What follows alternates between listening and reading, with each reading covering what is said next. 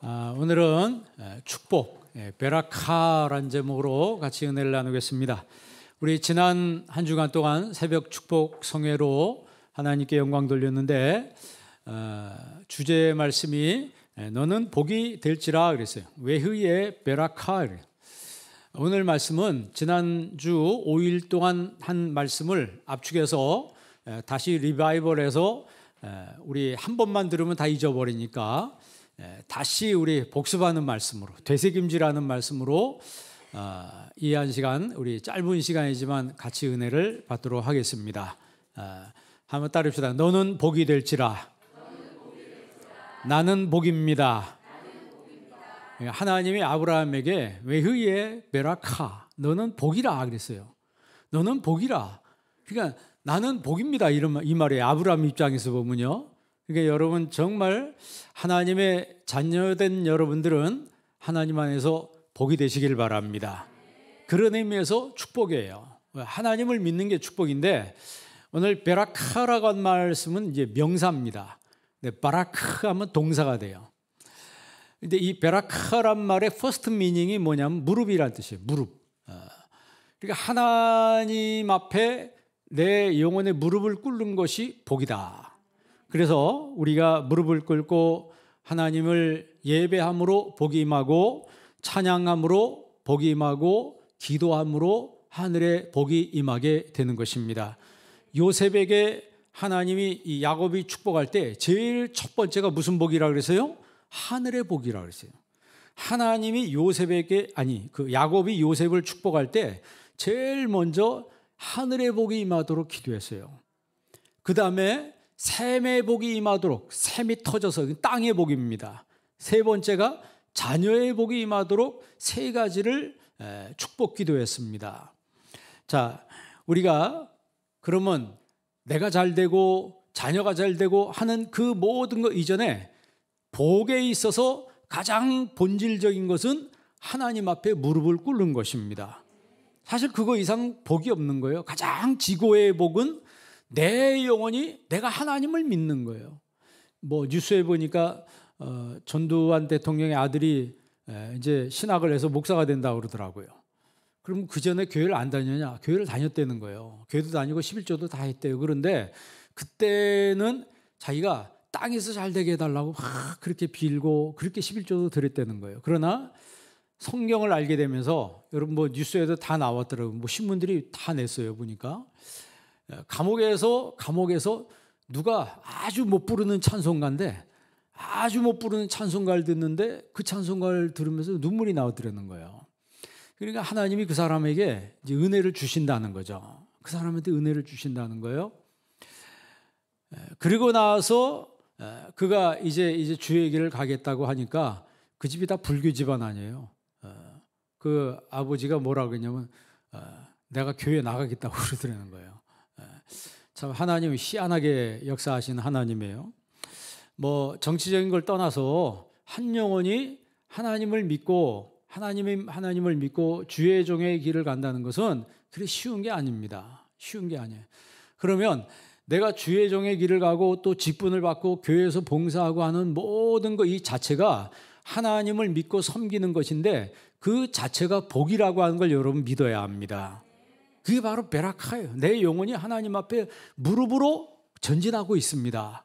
낙타 무릎같이 내 영혼이 하나님 앞에 낙타 무릎같이 기도로 전진하며 찬양으로 전진하며 예배로 하나님 앞에 나아가는 그 자체가 바로 외흐의 베라카, 너는 복이라 라고 하는 하나님 말씀, 그 아브라함 말씀이 오늘 나에게 주신 말씀이 된다는 걸 우리가 기억을 해야 합니다. 여러분 그 시편 96편에 보면요, 시편 기자가 이렇게 이야기합니다. 오라 우리가 여호와 앞에 무릎을 꿇자. 오라 우리가 여호와 앞에 무릎을 꿇자. 그 무릎을 꿇자는 그 히브리 말이 베라카입니다. 동사로 바라크예요. 우리 무릎을 꿇자. 그게 바로 복이라고 하는 거예요. 여러분 열왕기상 8장에 보면 솔로몬이 하나님 앞에 무릎을 꿇고 손을 펴서 하늘을 향하여 기도와 간구를 올렸다고 그랬어요. 솔로몬이 하나님 앞에 무릎을 꿇고 손을 높이 들고 기도와 간구를 올렸다라고 했을 때 그 무릎을 꿇었다는 그 히브리 말이 바라크입니다. 오늘 말씀에 축복이라고 하는 이 주제, 이것이 바로 무엇이냐? 하나님 앞에 무릎을 꿇는 것입니다.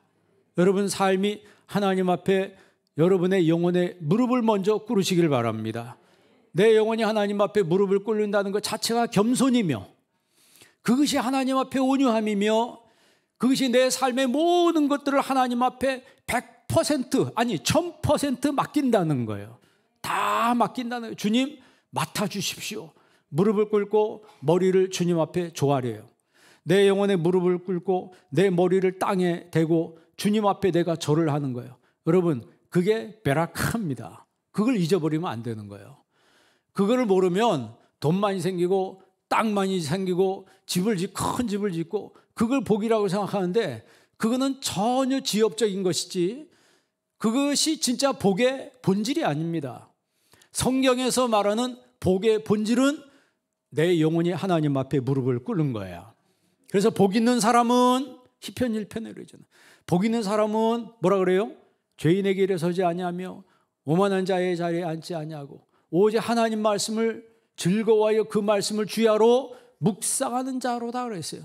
하나님 앞에 영혼의 무릎을 꿇고 그 말씀을 꿀과 같은 말씀으로 들으며 그 말씀에 감동하고 감격해서 내가 하나님 말씀대로 살겠습니다 라고 고백하는 그 모습을 하나님이 보시고 외후에 메라카, 너는 복이다, 이렇게 말씀해 주신다는 것이죠.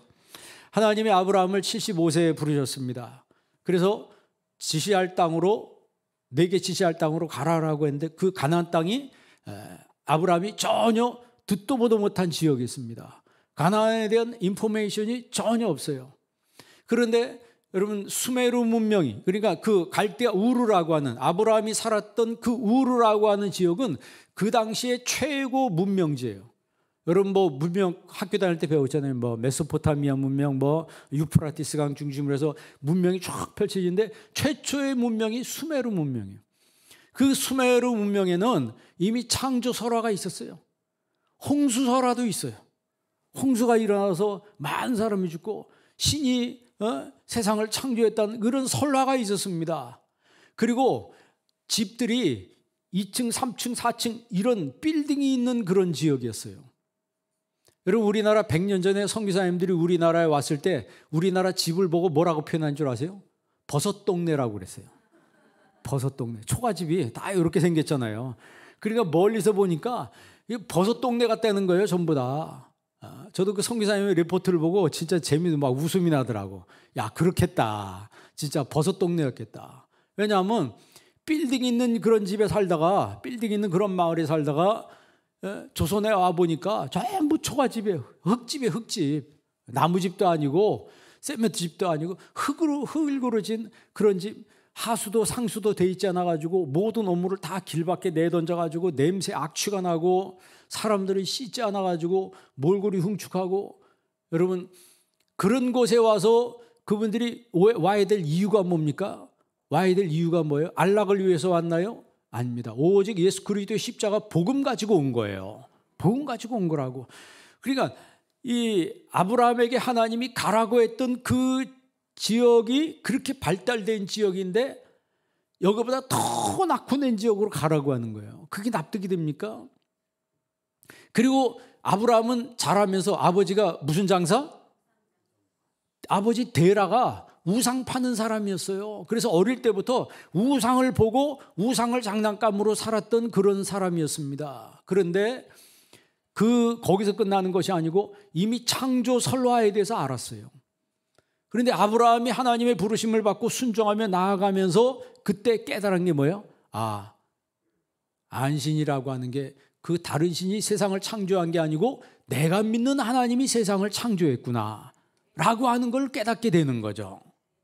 그러니까 우상에 대한 지식이 뒤바뀌어지는 거예요.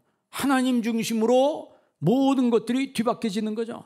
여러분, 아브라함의 이 원래 이름이 뭐예요? 아브람입니다. 아브람.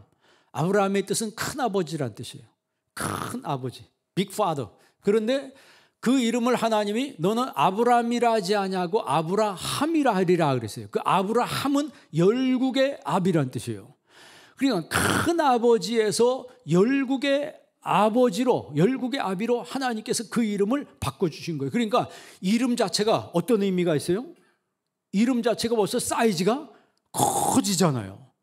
이름 자체가 사이즈가 커져요. 그러니까 하나님이 아브라함을 통해서 하셔야 될 큰 일들이 있다고 하는 것을 하나님이 고지하시는 거죠. 뭘 통해서? 이름을 통해서도 먼저 고지하시는 거예요. 여러분, 아브라함 이름이 어디까지 나와요? 예수님께서 부자 나사로 이야기하실 때 부자는 죽어서 불구덩이 속에 들어가고 나사로는 어디 갔다고 그랬어요? 아브라함 품에 갔다고 그랬어요. 아브라함 품이라고 하는 것은 천국을 표현할 때, 유대인들이 천국을 이야기할 때 아브라함 품이라고 그래요. 그 아브라함은 무슨 조상? 믿음의 조상이라고 하는 거죠. 그러니까 아브라함처럼 믿으면 된다. 아브라함처럼 믿으면 된다. 그러니까 우리가 아브라함은 하나님이 아브라함에게 말씀하시길 오는 너는 복이 될지라. 이게 여러분 창세기에 굉장히 중요한 말씀이에요. 아브라함의 아버지가 우상장사였는데 그 가운데 믿음의 아들이 태어난다고 하는 것은, 믿음의 아들이 생긴다고 하는 것은 이거는 하나님의 큰 축복이죠. 여러분, 성경에서 말씀하는 축복인 이 베라카가 하나님이 주시는 복인데 창세기 1장부터 나와요.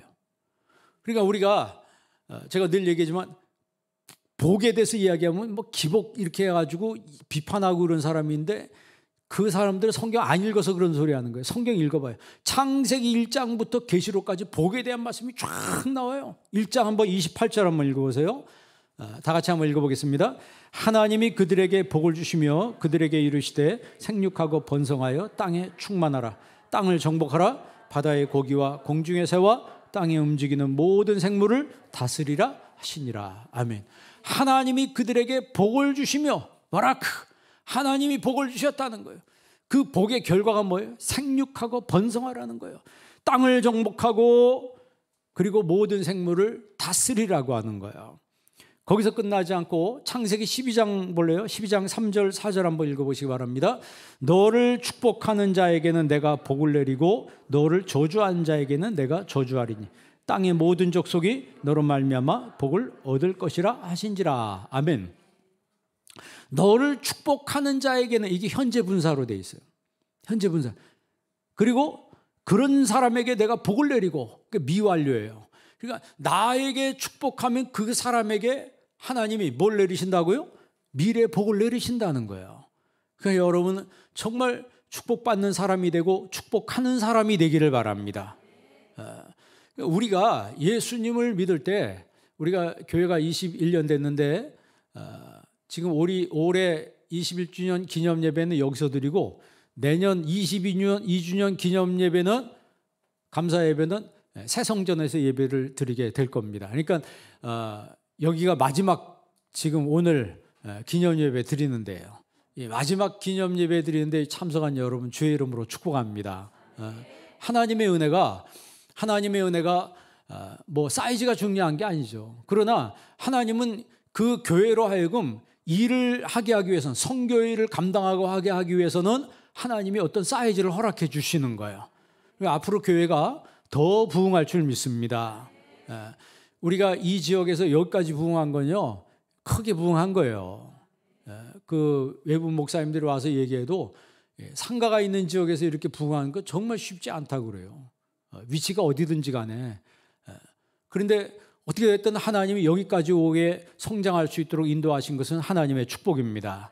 그리고 앞으로 이제 올해 성전 짓고 내년부터 여러분에게 하나님이 정말 tremendous blessing, 엄청난 축복을 하나님이 주실 줄 믿습니다.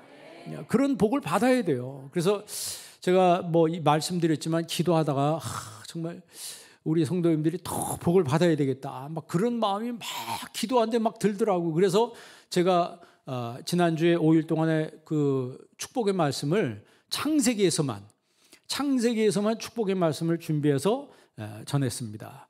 거기서 끝나지 않고 못 들은 분이 있을까 봐, 또 듣고도 다 잊어버렸을 테니까 또 다시 이 말씀을 우리 전해야 되겠다 해서 오늘 말씀을 전하는 거예요. 그러면 이 축복이라고 하는 것이 신약 성경에는 어떻게 써 있냐? 그것도 로마서에 바울이 쓴 신학서적이라고도 말하기까지 하는 그 로마서의 이 복에 대해서 어떻게 이야기하고 있는가를 한번 보도록 하겠습니다. 로마서 4장 6절로 9절까지 한번 보겠습니다. 로마서 4장 6절 다 같이 한번 읽습니다. 일한 것이 없이 하나님께 의로 여기심을 받는 사람의 행복에 대하여 다윗의 말한 바. 일한 것이 없는데, 아무것도 한 것이 없는데 하나님이 그를 의로 여기셨다. 뭐 때문에? 믿음 때문에. 믿음 하나 보시고 의로 여기셨다. 마카리스몬 그러잖아요. 원래 이제 마카리오스라고 그러잖아요. 형용사로. 마카리오스, 하나님의 복을 하나님이 그에게 주셨는데 그 복을 주신 이유가 뭐냐면 하나님을 믿는 그 이유 하나 때문에. 그 다음에 8절 한번 읽어보실래요? 7절 한번 읽습니다. 그 불법을 사함을 받고 그 죄를 가리우심을 받은 사람은 복이 있고, 불법의 사심을 받고 죄를 가리우심을 받는 사람은 마카리오이, 복이 있다 그래요. 복이 있다. 그 다음 9절 보세요. 8절 읽습니다. 그 주께서 그 죄를 인정치 아니하실 사람은 복이 있도다 함과 같으니라. 여기는 마카리오스. 그 다음에 9절 읽어보시겠어요? 그런즉 이 행복이 할례자에게뇨 혹 무할례자에게도뇨 대저 우리가 말하기를 아브라함에게는 그 믿음을 의로 여기셨다 하노라. 아멘. 지금 여기 복과 행복에 대해서 몇 번 이야기하고 있어요? 4번 이야기하고 있습니다. 그러니까 로마서에 여기서 복은 전부 영적인 복이에요. 내 죄가 용서받고 내 죄가 가리움을 받은 이 하나님의 은혜를 통해서 우리가 믿음으로 이 놀라운 은혜를 받은 거, 이게 바로 복이라고 하는 거죠. 여러분, 너희가 그 은혜를 인하여 믿음으로 말미암아 구원을 얻었나니 이것이 너희에게서 난 것이 아니요 하나님의 선물이라고 그랬습니다. 그 선물이 바로 뭐냐면 바로 축복이라고 하는 거예요. 예수 믿고 구원받은 것이 가장 큰 복이라고 하는 것이죠. 그래서 여러분 아까 읽은 우리가 창세기 28장에 하나님이 그들에게 뭘 주시며? 복을 주시며 땅에 충만하고 그리고 모든 생물을 다스리라 그랬어요. 내가 너의 세상이 너한테 축복하면 내가 그 사람한테 복을 내린다 그랬어요. 자, 그러면 아브라함이 축복의 사람이 됐는데 어떻게 축복의 사람이 됐을까요? 그 이유는 단 하나입니다. 순종했기 때문에 그래요. 하나님의 축복은요, 순종하는 사람에게 오는 겁니다. 거역의 영이 있는 사람은요, 하나님 말씀 들어도 거역하는 마음으로 들어요. 그러나 순종하는 마음이 있는 사람은 하나님 말씀 들을 때 순종하는 마음이 있기 때문에 아멘으로 듣는 거예요. 여러분, 아브라함은요, 첫째는 가라고 하는 하나님 말씀에 순종했다고 했어요. 사실 여러분 75세는 무슨 나이예요? 75세는 안주할 나이죠. 어디 75세 어디로 이사합니까? 안주해야 될 나이인데 그 아브라함이 이사할 때는 부자였어요. 부자가 이사하는 게 쉬운 게 아니잖아요. 그 많은 종을 데리고 가야 되는데 안주해야 될 나이에 어떻게 보면 현실적으로 들리지 않는 그 말씀에 아브라함이 그대로 순종을 했다는 거죠. 사실 여러분 순종하지 않은 사람이 누구예요? 사울이잖아요. 사울은 하나님 말씀이 사무엘을 통해서 들리는데 순종하지 않았어요. 왜 그랬을까요? 자기 계산하고 맞지 않았으니까. 신앙생활할 때 순종하지 않고 거역의 영이 있는 사람들 특징이 보면 자기 계산이 딱 서 있어요. 자기 생각이 서 있고 이 마음 중심에 자기 코어가 딱 이게 돼 있습니다. 그러니까 하나님 말씀은 와서 그냥 흘러서 지나갈 뿐이지 자기 중심은 절대 변하지 않는 거예요. 그런 건요, 사울하고 똑같은 거예요. 사울하고 같은 거예요. 그런데 다윗은 어떤 사람이었어요? 성경에 보면 하나님이 다윗은 나와 하나님 마음에 합한 사람이다. 나와 마음이 같다는 거예요. 그거는 무슨 얘기예요? 하나님 말씀하시면 무슨 말씀이든지 순종할 준비가 돼 있는 사람이라고 하는 거죠. 다윗이 그래서 축복의 가문을 이어가잖아요. 아니, 성전 짓겠다고 하는 소원만 말했는데도 하나님이 다윗의 자자손손 하나님이 축복하시잖아요. 그런 게 세상에 어디 있어요? 내 하나님 앞에 성전 짓겠다고 소원만 말했는데도 하나님께서 내가 내 대에서 계속해서 왕이 나게 해주겠다고 하나님이 그 왕권의 축복을 주셨어요. 신명기 28장 있잖아요. 신명기 28장은 1절부터 14절은 축복의 말씀이죠. 하나님 말씀 순종하면, 듣고 지켜 순종하면 들어가도 복을 받고 나와도 복을 받고 떡반죽거리에 복을 받고 자녀들이 복을 받고 내 손으로 하는 모든 일에 하나님이 복을 주신다 그랬어요. 그게 베라카입니다. 그런데 15절부터 58절까지는 3배에 걸쳐서 저주에 대한 말이 나와요. 그 말씀에 순종하지 않으면 들어가도 저주를 받고 나와도 저주를 받고 떡반죽그릇에서 저주를 받고 내 자식들이 저주를 받고 이런 무시무시한 말씀들이 거기 다 써 있어요. 여러분, 순종이 그만큼 중요한 거예요. 요나에게 하나님 말씀이 들렸습니다. 요나야, 니느웨로 가서 내가 전하는 말을 전해라 했는데 가만 들어보니까 니느웨가 회개하면 니느웨를 살려준다는 말이에요. 그랬더니 이 요나가 기분이 상했습니다. 왜 기분이 상했어요? 니느웨는 정치적으로 원수였거든요. 정치적으로 원수였어요. 그 니느웨가 그 아시리아의 수도입니다. 아시리아가 그 당시에 제일 강대국이었기 때문에 이스라엘이 굉장히 괴롭힘을 많이 당했어요. 그 한번 쳐들어오면 무자비하게 약탈하고 죽이고 뺏어가고 하는 그런 일을 당했기 때문에 하여튼 니느웨, 아시리아 하면 그냥 몸소리를 쳐주고 아주 그쪽으로는 얼굴도 돌리기 싫을 정도로 그렇게 싫어했는데, 아니 거기 니느웨, 거기 수도에 가서 우리나라 사람들이 일본 하면 싫어하잖아요. 지금도 막 친일이라고 막 이러는데, 저도 어릴 때 그 초등학교 때 교육을 일본에 대해서 아주 안 좋게 선생님한테 들어가지고 나중에 신학을 공부하고 선교할 때 일본도 선교해야 된다 할 때 이게 마음에 갈등이 생기더라고. 정말 저런 나라에 가서 복음을 전해야 되냐. 그런데 가만히 기도하면서 생각해 보니까 내가 잘못 배운 거예요. 내가 잘못 배웠더라고. 그게 아니고 거기도 복음을 전해야 된다는 거죠. 거기도 복음을. 여러분 안 그래요? 예? 그러면 니느웨 요나 같은 사람들이야. 요나. 정치적으로 나는 니느웨는 원래 싫어. 거기는 죽어도 못 가. 죽어도 안 가. 그런데 보세요. 우리나라 친일 그렇게 비판하는 사람들 보면 다 일본 차 타고 다니고 일본 음식 먹고 일본 술 마시고 그런 거 여러분 뉴스에서 봤잖아요. 그렇게 해서 인간은요, 이율배반적으로 사는 사람들이 그렇게 많아요. 예? 어떻게 됐든 이 니느웨가, 이 요나가 니느웨로 가라는 그 말씀 듣고 기분이 상해서 다시스로 갔어요. 그게 인본주의예요. 불순종하는 거죠. 그런데 결국에는 물고기 뱃속에 들어가서 죽게 됐으니까 그때 다시 기도하고 순종해서 결국 니느웨로 갑니다. 순종한 것보다도 물고기가 어디로 토해냈어요? 니느웨로 토해냈어요. 그러니까 하나님의 사람은요, 하기 싫어도 억지로라도 하게 돼 있는 거예요. 아니, 하나님이 그렇게 몰아가시더라고요. 주의 일 하는 사람은요, 하기 싫어도 하나님이 붙잡아가지고 그렇게 몰아가는 거예요. 제가 릴리어스 호튼 그 자매 얘기를 했는데 1888년 3월에 그분이 제물포항에 옵니다. 그분이 미국의 시카고대 의대를 나왔어요. 시카고대를 누가 세웠어요? 락펠러가 세운 대학입니다. 세계에서 여러분 노벨 수상자를 제일 많이 배출한 대학이 시카고 대학이에요. 거기 의대를 나왔어요. 릴리어스 호튼이. 그래서 의사로 취직이 됐습니다. 취직이 돼서 지금 막 이제 의사로 생활하는데, 지금도 의사라고 하는 직업은 하이클래스에 속한 직업이었지만 그때도 똑같았습니다. 그런데 기도하는데 하나님 음성이 들리길 조선으로 가라는 거예요. 그리고 조선이라는 나라 처음 들어봤는데 알고 보니 중국 밑에 붙어 있는 나라인데 그것으로 하라는 거예요. 이 여인이, 이 자매가 그대로 순종해서 우리나라 땅에 1888년 3월에 우리나라 조선에 왔습니다.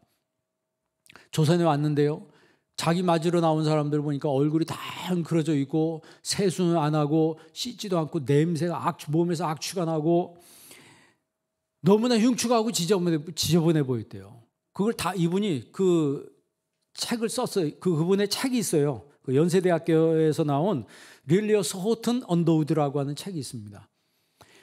그렇게 지저분하고 흉측해 보였는데 가슴은 막 뜨거웠다는 거예요. 가슴은 막 뜨거움에 벅차올라는 거예요.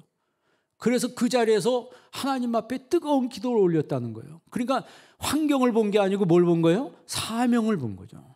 우리가 소명받은 사람은요, 소명받은 사람은 그 소명 때문에 가슴이 뜨거워지는 거예요. 그러니까 화장실 청소하면서도 뜨거운 가슴으로 청소하는 거예요.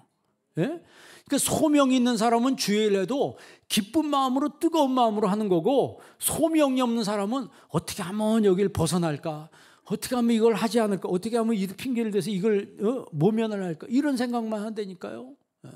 똑같은 하나님의 일에도 소명이 있는 사람하고 소명이 없는 사람이 그렇게 차이가 나는 거예요. 그 여인은 외모를 보지 않았습니다. 이 여인이 조선에 와가지고 누굴 만나냐면 언더우드를 만나요. 그래가지고 1년 만에 눈이 맞아가지고 그 다음에 결혼을 합니다. 결혼을 하는데 우리나라 명성황후가 축하금을 보냈는데 얼마를 보낸 줄 아세요? 100만 양을 보냈대요. 그 책에 써 있어요. 100만 양이 얼마냐면 그 미국 선교부에서 우리 조선으로 보내는 한 달 선교비래네요. 여러분, 그 선교사님이 우리 땅에 와서 학교를 세우고 병원을 세우고, 이게 다 무슨 돈이에요? 미국에서 도네이션 한 돈이에요. 우리나라가 그렇게 축복받은 땅입니다. 그렇게 축복받은 땅. 세브란스 병원이 누가 세웠다고요? 세브란스 가문에서 100% 도네이션 해가지고 세브란스 병원을 세운 거예요. 지금도 세브란스 병원이 있잖아요. 그 병원에서 치료받은 사람이 얼마나 많습니까? 우리나라에. 여러분 세브란스 병원 한 번씩 다 가봤죠? 안 가봤어요? 감사하세요. 병원에 안 갔으니까. 거기서 죽다 살아난 사람 얼마나 많습니까? 그 병원 선교사님들이 세운 거예요. 그럼 선교사님들이 뭔 돈을 벌어 돈이 있어서 세웠겠어요? 다 미국에서 선교비 지원받아서 세운 겁니다. 거기 이렇게 써 있어요. 하나님이 이 땅을 우리가 그렇게 사랑했어요. 여러분 1895년에 그 청일전쟁이 일어나잖아요. 그래가지고 민비가 명성황후가 살해당합니다. 누가 죽였어요? 우리 일본 사람이 죽였다 그러잖아요. 사무라이가 죽였어요. 그런데 그거를 뒤에서 사주한 사람이 누구냐면 대원군입니다. 우리나라 사람이 이런 거예요. 왕비가 어디인지 어떻게 알아요? 조선 사람이 다 인도에 가지고 왕비 숙소까지 데려다 준 거예요. 문을 누가 열어줘요? 조선 사람이 다 열어준 거예요. 그러니까 자신이 그 고종을 어릴 때부터 섭정을 해왔잖아요. 근데 이분이 정권 욕심이 너무 커가지고 고종이 커가니까 이 정권을 놓고 싶지가 않은 거예요. 그래서 며느리를 얻는데, 중전을 얻는데, 이 조선에서 제일 어눌한 여자를 얻어야지 이게 자기가 통치하기 쉽잖아요. 그래가지고 경기도 여주에 그 민치각이 딸입니까? 그 민자영이죠. 원래 본명이 민자영입니다. 그 딸을 며느리로 맞이하는 거예요. 중전으로 맞이하는데 제일 어눌할 줄 알았더니 이 여자가 조선에서 제일 똑똑한 여자예요.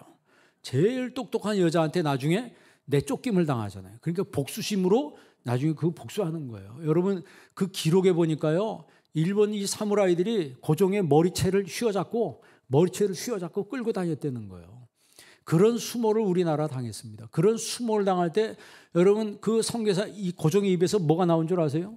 고종의 입에서 밖에 선교사 없는가 그렇게 외쳤다는 거예요. 선교사 없냐고. 그러니까 수비대장도 믿을 게 못 되고 대신들도 믿을 것이 하나도 없고 오직 믿을 때 어디밖에 없다?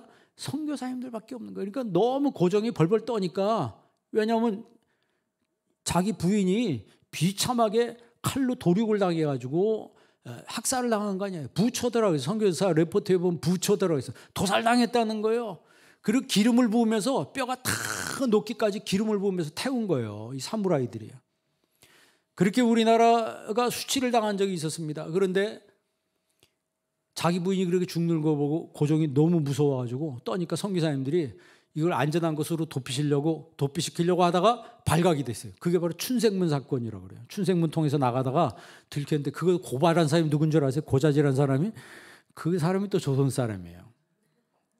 그러니까 적은 외부에 있는 게 아니고 다 내부에 있는 거예요. 내부가 썩고 내부가 문제 있으니까 자연적으로 안에서 무너지는 겁니다. 그게 무너지는 거예요. 그 렐리어스 호튼이라고 하는 그 자매가 언더우드하고 결혼을 해서 4대를 우리나라에서 선교를 했어요. 연세대학교 세우잖아요. 예? 교육의 혜택을 우리가 다 받은 겁니다. 여러분, 가라고 하는 말씀에 아브라함이 순종을 했어요. 그 자체가 축복입니다. 우리 여기 메탄동 떠나서 영덕동으로 가라 그랬습니다. 순종하세요? 아이, 나는 못 갑니다. 뭐 이런 사람은 다 이게 이상한 사람들이에요, 이거. 무조건 순종하고 따라오세요. 순종하고 따라와야 돼요. 그리고 하나님은요, 순종하는 사람에게 축복하시는 거예요. 그리고 그런 사람을 통해서 하나님이 일하시는 거예요. 거역의 영을 가지고 있는 사람은요, 하나님 절대 쓰시지 않습니다. 그리고 하나님 버리라고 했을 때 버리라는 거 순종했어요. 하갈과 이스마엘을 버리잖아요. 인간적으로는 못 버리죠. 아브라함이 내 새끼니까 내가 난 자식인데 이거 어떻게 버리냐고 마음속에 고민을 했다, 근심을 했다 그랬습니다. 그런데 그들은 약속의 자녀가 아니라 그랬어요. 성경 한번 보세요. 창세기 21장 9절 보시기 바랍니다. 창세기 21장 9절 다 같이 한번 읽어보겠습니다. 사라가 본즉 아브라함의 아들 애굽 여인 하갈의 아들이 이삭을 놀리는지라. 여기서 하갈의 아들이 누구예요? 이스마엘이죠. 이스마엘이 이삭을 놀렸다. 이 놀렸다는 말이 희롱하고 비웃었다는 얘기. 희롱하다, 비웃었다는 뜻이에요. 그러니까 형이 동생을 배다른 형이죠. 매일 희롱하고 놀리면 이 아이에게 뭐가 되는 거예요? 상처가 되는 거예요. 이게 죽을 때까지 이게 안 잊어버리는 거예요. 못 잊는 거예요, 이게. 그러니까 사라가 그걸 보고 참 참기 힘들어한 거예요. 자, 10절 한번 읽어볼래요? 10절 읽습니다. 그가 아브라함에게 이르되 이 여종과 그 아들을 내쫓으라. 이 종의 아들은 내 아들 이삭과 함께 기업을 얻지 못하리라 하므로 11절 아브라함이 그의 아들로 말미암아 그 일이 매우 근심이 되었더니 그가 아브라함에게 내쫓으라. 그가 누구냐면 사라예요. 사라가 그 여종과 아들을 내쫓으라 그랬더니 아브라함이 이 일로 말미암아 근심했다고 그랬어요. 아, 이거 참 힘들다. 아브라함은 자기 자식인데 이거 어떻게 내쫓냐. 그런데 하나님 뭐라고 얘기하세요? 12절 말씀 읽어보겠습니다. 하나님이 아브라함에게 이르시되 내 아이나 내 여종으로 말미암아 근심하지 말고 사라가 내게 이른 말을 다 들으라. 이삭에게서 나는 자라야 내 씨라 부를 것입니다. 아멘. 하나님이 누구 말 들으라고 그래요? 아브라함에게 사라 말 들으라. 그러니까 여자 말 잘 들으라 이 말이에요. 그러니까 남자는 여자 말을 잘 들으면 복을 받습니다. 근데 보통 보면 이제 여자를 막 무시하고 그런 사람들이 있는데 보면 여자가 은혜가 많은 것 같아요? 남자가 은혜가 많은 것 같아요? 좀 말이 좀 이상하죠? 근데 보면 남자보다 여자가 은혜가 많아요. 기도 누가 많이 해요? 새벽 기도하는 거 보면요, 남자는 어쩌다 몇 분 나오고 여성분들이 다 꽉 찼죠. 교회 봉사 누가 많이 해요? 남자보다 여성들이 많이 해요. 남자가 어디 많이 있어요? 교도소에 많이 있어요. 제가 유치장에 가봐도 유치장 예배 드리러 가면 거기서부터 가보면 벌써 확 나요. 여성은요 어쩌다 한 명, 두 명이에요. 남자들은 이쪽에 무 몰려 있어요. 그러니까 오늘 성경에도 보니까 하나님이 누구 말 들으라? 사라의 말 들으라는 거예요. 결국 아브라함이 순종을 하잖아요. 그래서 버려야 될 걸 버렸어요. 모세도요, 바로 공주의 아들로 호강하는 것보다 하나님의 백성과 함께 고난받기를 더 좋아했다 그랬어요. 그러니까 순종하는 사람은 버려야 될 것 버리고 좋아해야 될 것을 더 좋아하는 사람이라고 하는 거죠. 제가 새벽 집회 때 이소부와 얘기했잖아요. 토끼와 거북이 얘기했는데 그 얘기가 참 내가 얘기해놓고도 정말 중요하더라고. 여러분이 만약 거북이라면 토끼가 나하고 경주하자 그러면 하겠어요? 안 하겠어요? 아니, 그건 날 무시하는 거지. 그렇지 않아요? 그 경주가 됩니까? 말이 안 되잖아요. 토끼하고 어떻게 거북이가 경주가 됩니까? 하나는 기어가는 거고 하나는 뛰어가는 건데. 예? 그런데 거북이가 그 경주에 응합니다. 경주에 응하는 이유가 딱 하나예요. 뭐가 생겼어요? 목표가 생긴 거예요. 목표가 생긴 거예요. 경주를 시작하는데 거북이는 뭘 향해서 가요? 목표를 향해서 가는 거예요. 이게 중요한 겁니다. 이거 잊어버리면 안 돼요. 그런데 토끼는 뭘 봐요? 거북이를 보는 거예요. 거북이를 보면서 얼마나 우습습니까? 낑낑거리면서 기어오는데 그러니까 한심하다는 생각이 들고 불쌍하다는 생각이 들고, 그러니까 자꾸 비교를 하는 거예요. 자신과 거북이하고 비교하니까 자신이 우월하잖아요. 이 게임이 안 되고 시합도 안 되잖아요. 그러니까 가다가 잠을 자죠. 그러나 거북이는 토끼를 보는 게 아니에요. 토끼를 봤다면 가다가 깨웠을 수도 있겠지. 그런데 거북이는 목표를 향해서 끝까지 묵묵하게 가는 거예요. 여러분, 거북이 신앙 되기 바랍니다. 우리의 신앙은요, 목표를 보고 하는 거지 사람을 보고 하는 게 아니에요. 자꾸 이거 보고 주변을 보면 시험밖에 없어요. 우리가 주님을 섬기고 신앙생활할 때 자꾸 세상을 바라보고 환경을 바라보고 사람 바라보면 나한테 찾아오는 건 시험밖에 없습니다. 그 시험에 걸려 넘어지게 돼 있어요. 그러나 목표를 향해서, 표대를 향해서 가는 사람은 시험이 온다 할지라도 그걸 쳐다보지도 않아요. 내가 쳐다보니까 시험이 되는 거예요. 안 쳐다보고 믿음으로 목표를 향해서 가면 반드시 승리할 수가 있는 겁니다. 그리고 세 번째, 아브라함은요, 드리라고 하는 그 말씀에 순종을 했습니다. 독자 이삭을 바치라고 하는데 이게 너무나 힘든 시험 아니겠어요? 우상한테 바치라고 하는 것처럼 하나님께서 아브라함에게 이삭을 번제로 드리라, 이렇게. 번제는 어떻게 하는 거냐면 각을 뜨는 거예요. 팔다리를 다 자르고 배를 갈라서 내장을 다 드러내는 거예요. 이게 얼마나 참혹한 행동이에요. 이거를 자기 아들한테 행하라고 하나님 말씀하니까 이게 이해가 되고 납득이나 될 말씀이에요. 그런데 아브라함은 그대로 순종을 하는 거예요. 그리고 결국은 바치잖아요. 바쳤는데 아들이 죽었어요, 살았어요? 아들이 살았어요. 죽은 게 아닙니다. 하나님이 천사를 통해서 뭐라 그래요? 내가 이제야 나를 경외하는 줄 내가 이제 알았다라고 하는 거예요. 그러니까 히브리서에는 그 아브라함의 행동을 믿음이라고 표현하는 거예요. 믿음으로 바쳤다는 거예요. 그러니까 히브리서 11장 1절에 뭐라고 얘기해요? 믿음은 바라는 것들의 실상이요. 그 실상이란 말이 휘포스타시스라고 그래요. 휘포스타시스란 말은 삼위일체 하나님의 위격을 말할 때 휘포스타시스라고 하는데 그 말은 실존, 기초, 본질 이런 뜻이에요. 이걸 제가 어떻게 설명해야 되나 고민하다가 이게 받침대다 이렇게 해서 제가 그렇게 설명한 적이 있습니다. 그러니까 믿음이라고 하는 것은 우리의 삶의 모든 걸 받쳐주는 받침대라고 하는 거예요. 그러니까 하나님이 저와 여러분의 뭘 보신다고요? 믿음을 보시는 거예요. 하나님이 우리의 외모를 보시지 않는다고 그랬습니다.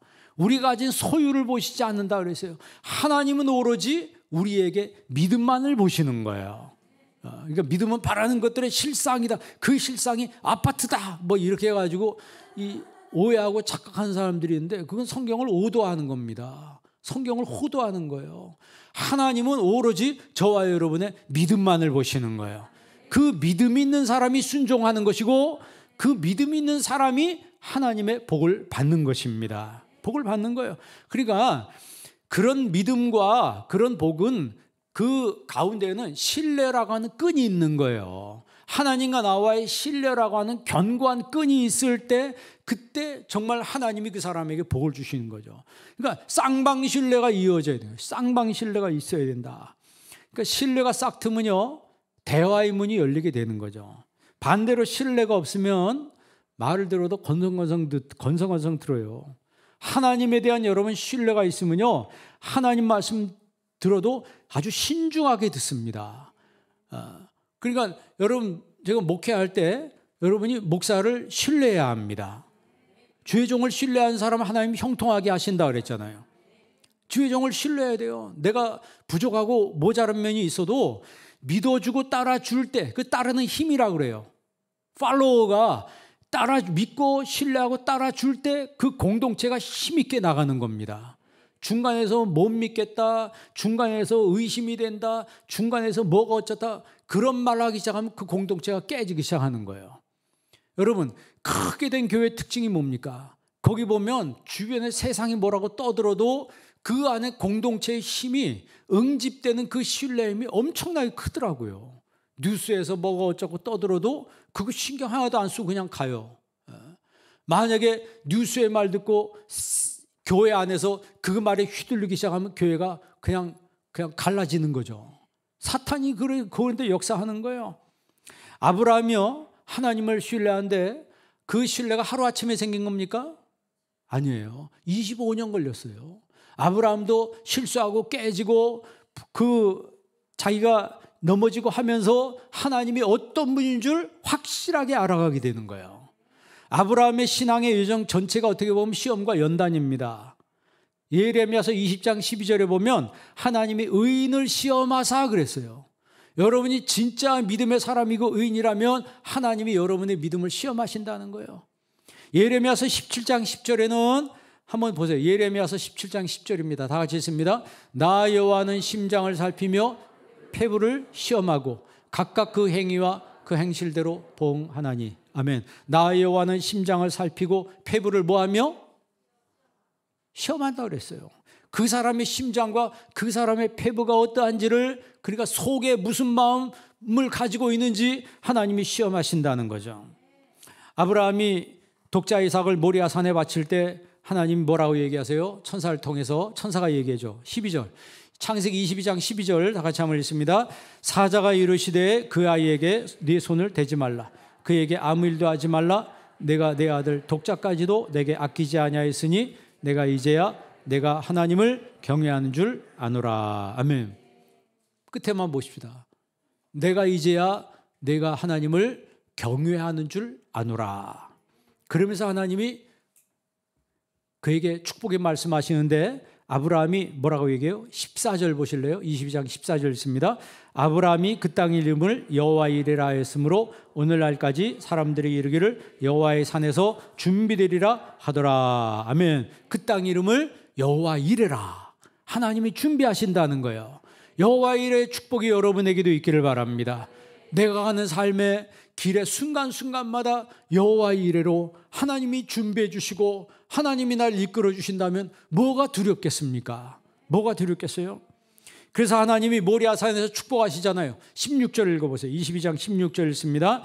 이르시되 여호와께서 이르시기를 내가 나를 맹세하노니 내가 이같이 행하여 내 아들 독자도 아끼지 아니하였은즉 17절 내가 내게 큰 복을 주고 내 씨가 크게 번성하여 하늘의 별과 같고 바닷가의 모래와 같게 하리니 내 씨가 그 대적의 성문을 차지하리라. 28절 또 내 씨로 말미암아 천하 만민이 복을 받으리니 이는 내가 나의 말을 준행하였음이니라 하셨다 하니라. 아멘. 18절 끝에 보세요. 내가 나의 말을 뭐하였다? 순종하였다 이 말이에요. 순종했기 때문에 하나님께서 내가 내게 큰 복을 주고 내 씨가 내 자녀가 크게 뭐하여 번성한다는 거예요. 그리고 내 자녀가 대적의 성문을 얻는다는 거예요. 그러니까 아브라함에게 하는 축복보다 그 아브라함의 씨에게 더 많은 축복을 하셨어요. 더 많은 축복을 하셨어요. 여러분 모리아 산에 뭐가 세워져요? 솔로몬 성전이 세워지는 거예요. 솔로몬 성전이 세워지는 거예요. 그러니까 사무엘상을 보면요, 사무엘상 전체 그 키워드가 되는 말씀이 뭐냐면 나를 존중히 여긴 자를 나도 존중히 여기며 나를 멸시한 자를 내가 경밀히 여기리라 그랬어요. 하나님을 존중히 여기는 여러분 되기를 바랍니다. 엘리야하고 여러분 사무엘이 같은 집에 살았잖아요. 엘리는 제사장이에요. 두 아들 홈리와 비나스는 망난입니다. 그런데 하나님 말 순종 안 해요. 근데 사무엘은 젖대고서 그 집에서 자랐어요. 엄마한테 자란 게 아니고 젖대고서 엘리의 집에서 자랐는데도 차이가 났어요. 사무엘은 하나님 말씀을 듣고 그대로 순종합니다. 그런데 엘리의 집안과 그 자식들은 안 그랬어요. 나중에 어떻게 돼요? 엘리와 그 자녀들은 다 죽습니다. 다 망했습니다. 결국 사무엘을 하나님의 한 나라의 지도자로 하나님이 민족 지도자로 세워주셨어요. 그러면 사무엘이 커가지고 누구한테 기름 부어요? 사울한테 기름 붓잖아요. 그래서 사무엘은 끝까지 순종하는데 또 누가 불순종해요? 사울은 불순종해요. 그럼 사울하고 다윗하고 비교해보면 이게 무슨 차이가 나는 거예요? 사울은 불순종하다 결국 망합니다. 자기 집안이 다 멸문지화를 당해요. 그러나 다윗의 집안은 끝까지 성공하는 집안이 되는 거예요. 순종함으로. 그리고 마지막으로 이 이삭, 여러분 아브라함의 믿음도 중요하지만 이삭의 믿음이 여기 백미예요. 이삭의 믿음이 백미예요. 청소년 그 당시에 17살 18살인데 여러분 100세가 넘은 아버지하고 힘겨루게 하면 누가 이겨요?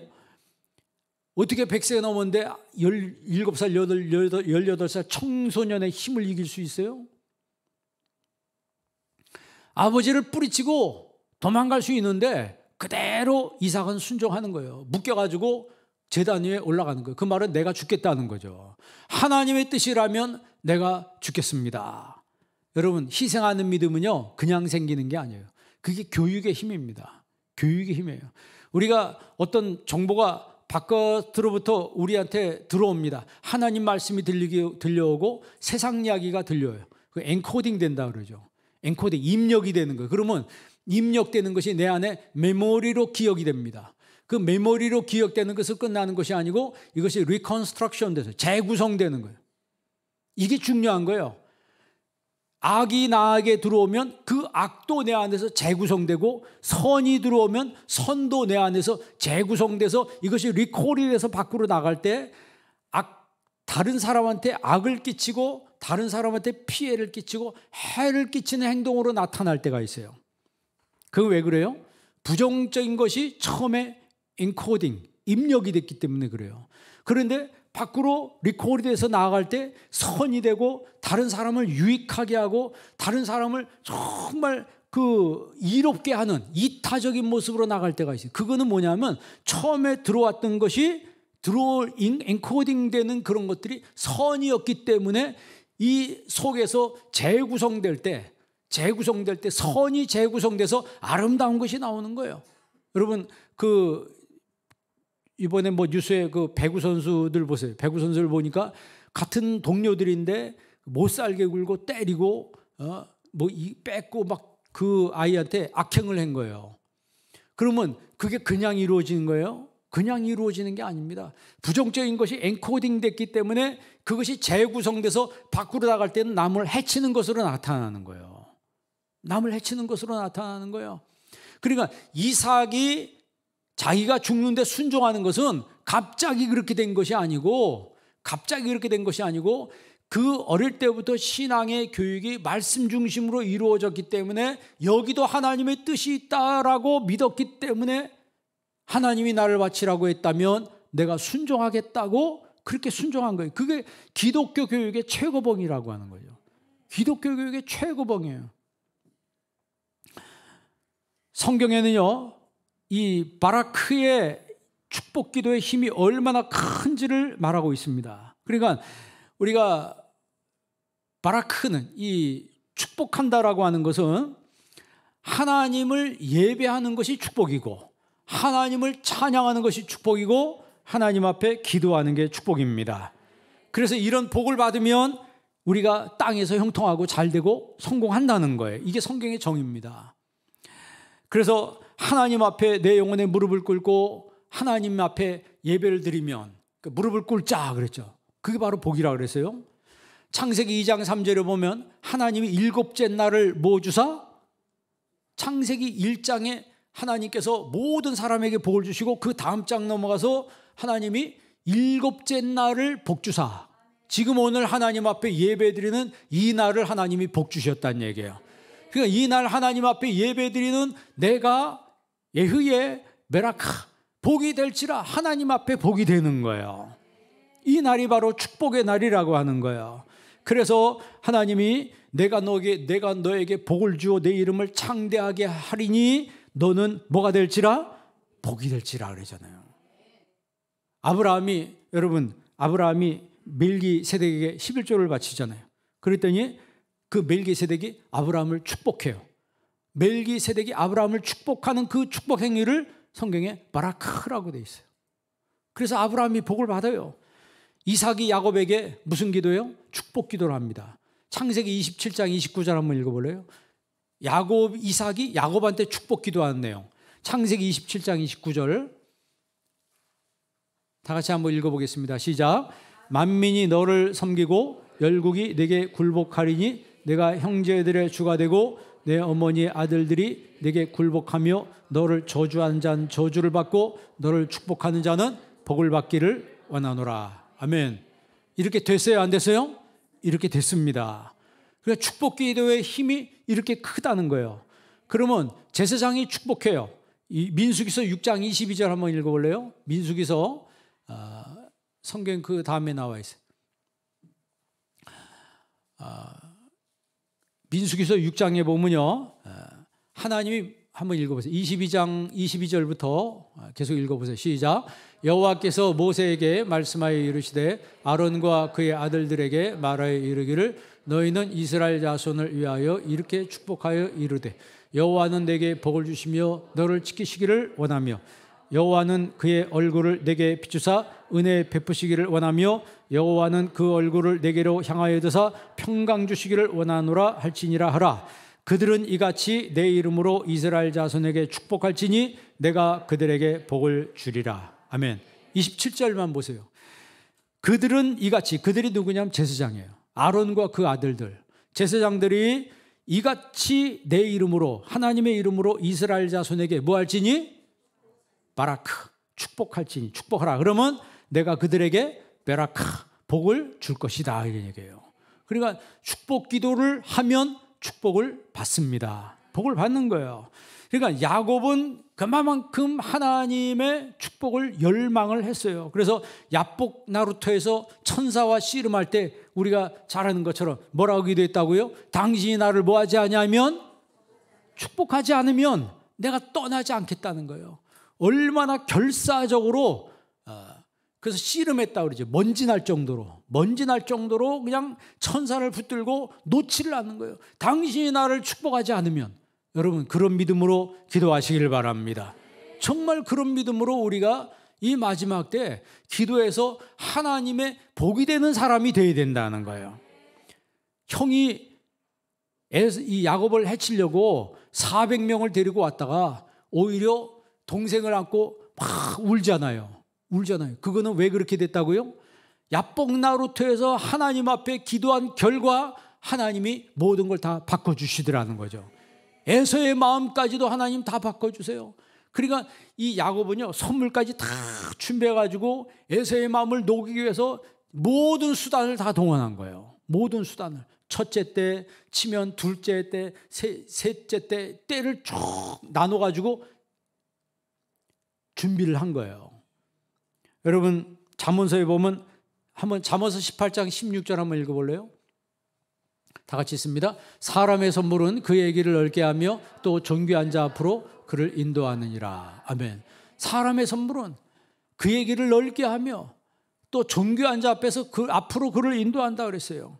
그러니까 여러분 인생 살아갈 때, 여러분 사회생활할 때, 세상 사람들하고 할 때 여러분들이 성경에 있는 말씀대로 그 사람에 대해서 내가 뭐 할 때 미리 그 사람에게 선물을 주는 게 중요해요.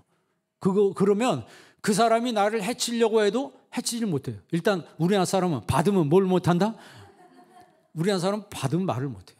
옛날에는 투표할 때도 공무신 한 짝 받으면 누굴 찍어야 돼? 준 사람 찍어야 돼요. 이번에 보세요. 돈 주면 누구 찍어요? 다? 돈 주면 돈 받는 사람은 돈 준 사람 다 찍는 거예요. 그게 성경의 원리입니다. 창세기 35장에는요, 베델의 축복이 나오죠. 이 야곱이 하나님이 베델로 가려고 하는데 머뭇머뭇거리는 거예요. 그 머뭇머뭇하다가 무슨 사건이 벌어졌다고요?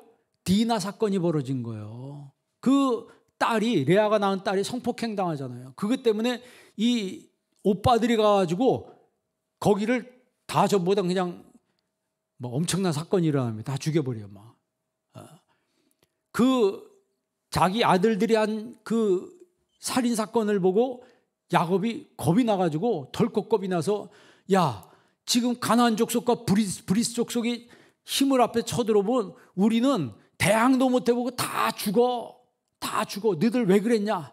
그랬더니 하나님 뭐라 그래요? 베델로 올라가라 그러잖아요. 베델로 올라가. 베델이 뭐 하던 곳이에요? 하나님께 예배 드리는 곳이에요. 그곳에 올라가는 거예요. 그러니까 미리 올라가야 되는데 머뭇머뭇하고 미적미적거리다가 그런 일이 생기는 거예요. 엘리야가 이스라엘 백성들에게 그랬잖아요. 너희들은 어느 때까지 하나님과 우상 사이에서 머뭇머뭇하려느냐? 하나님이, 여호와가 우리 하나님이며 하나님을 섬기고 우상이 하나님이 그를 섬기라, 이렇게 딱 거기서 분명히 하라는 거죠. 여러분, 우리 21주년 하면서 여러분 신앙의 입장을 분명히 하시길 바랍니다. 내가 교회 중심으로 가겠습니다. 말씀 중심으로 가겠습니다. 그런 성도가 되기를 바랍니다. 그렇게 내 마음에 딱 정하면 그 다음부터 편하게 신앙생활할 수 있는 거예요. 하나님 영광 위해서 내가 살겠다고 하는데 하나님이 도와주지 않겠어요? 제단 쌓는 행위는요, 이 베델이라고 하는 하나님의 집이라고 그러죠. 거기서 단을 쌓고 베델이라고 그랬어요. 하나님의 집이에요. 이 제단 쌓는 행위가 결국 개인의 부흥으로 이어진 거예요. 개인의 부흥은 가정의 부흥으로 이어지고 가정의 부흥은 교회 부흥으로 이어지는 거예요.